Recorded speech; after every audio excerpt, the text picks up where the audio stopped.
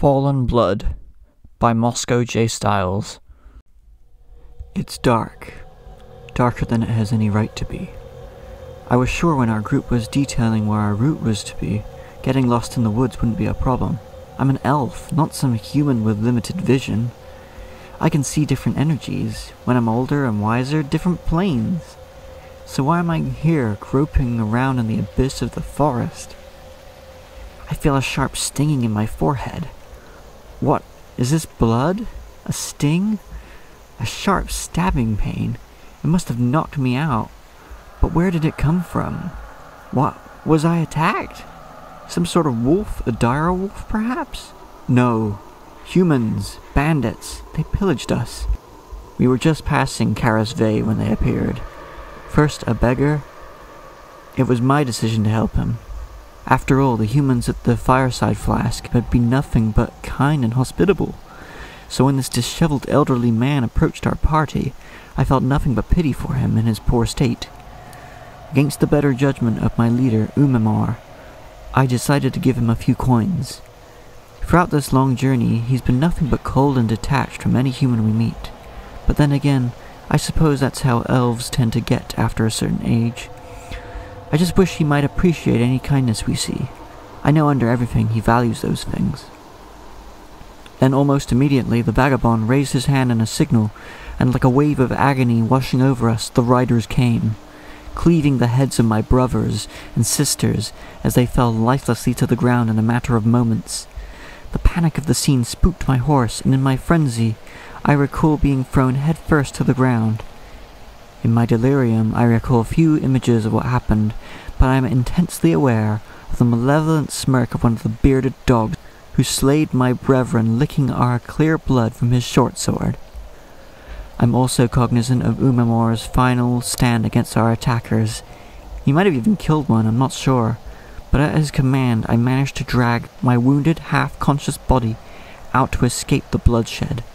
But however long it has been since then, I haven't the faintest clue.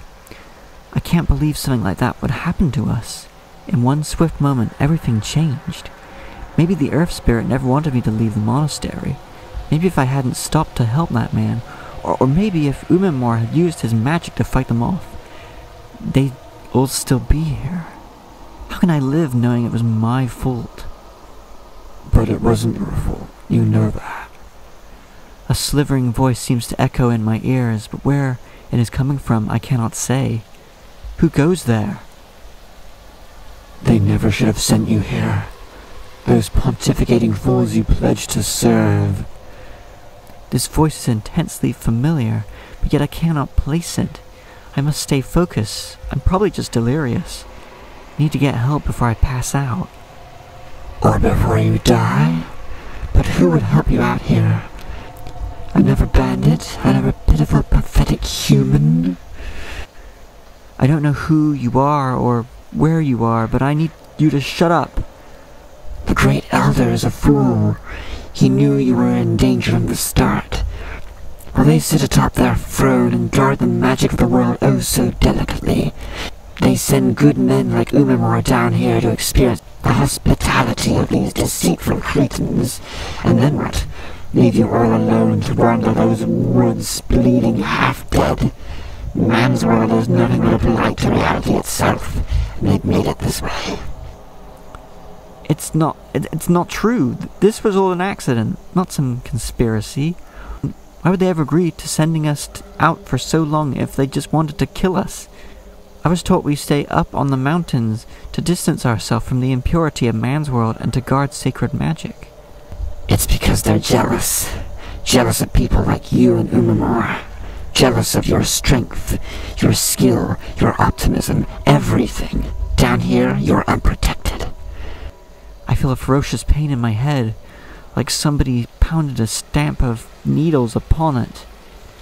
Your masters want the magic all to themselves for their own ends. I haven't even learnt the magic yet, though. I'm too young. I'm not a mystical threat to them. It doesn't make sense.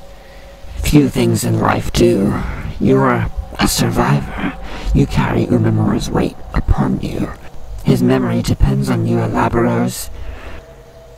How do you know my name? Elaboros. Laberos Luran, I know all about you. We're partners, you and I.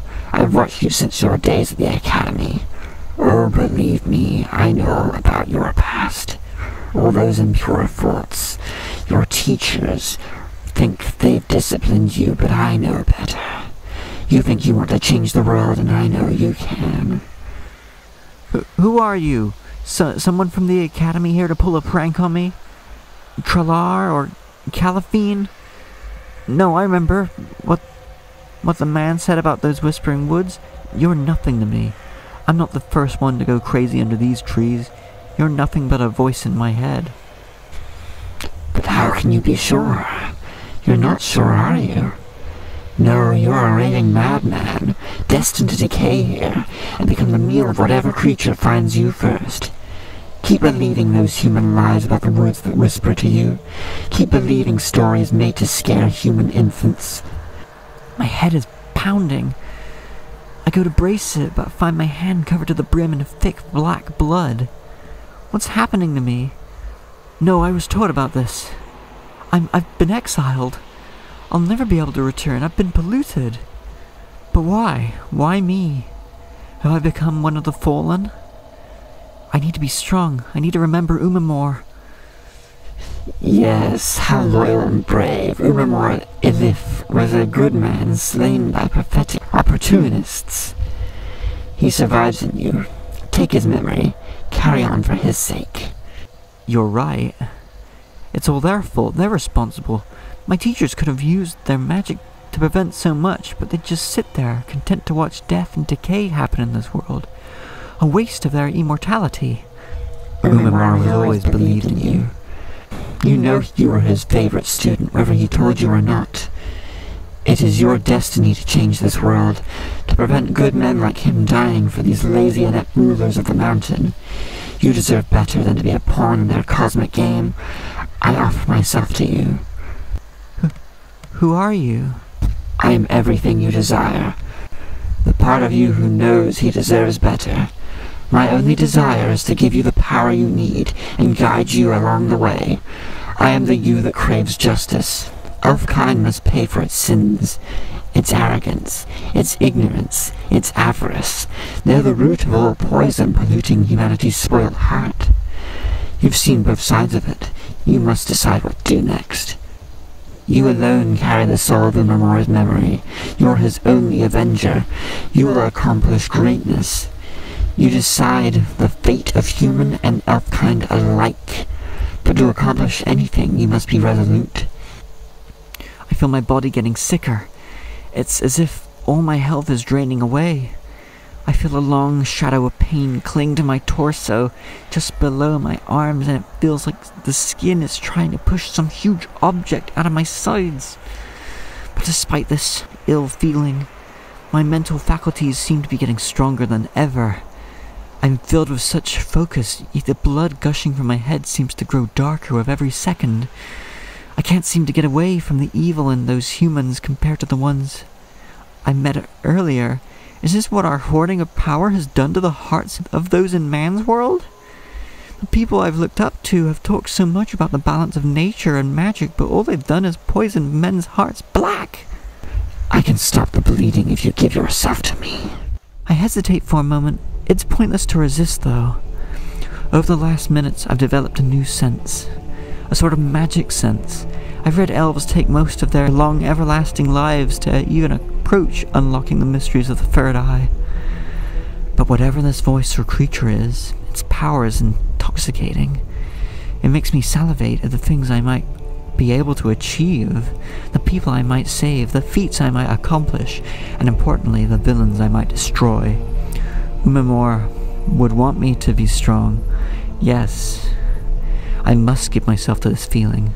I must survive. To kill those barbarians, I must dedicate myself to that mission. Such wisdom is admirable. You deserve better. You always have. You deserve to be the ruler, not just of Elfkind, but of Evodia itself. The king to usher in a new age. The elves must pay for their sins. Yes, and I must be the one to do it.